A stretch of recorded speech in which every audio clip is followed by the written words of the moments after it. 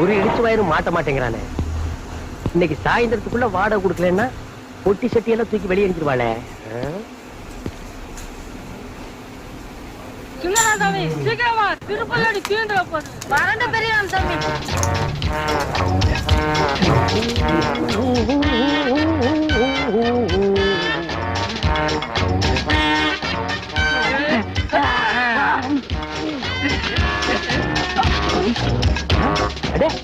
யாரு டபுள் ஆக்டிங்க?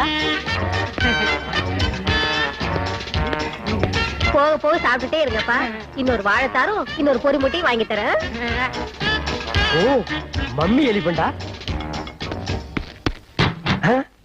அடேங்க அப்பா, இது என்ன வீடா இல்ல காடா?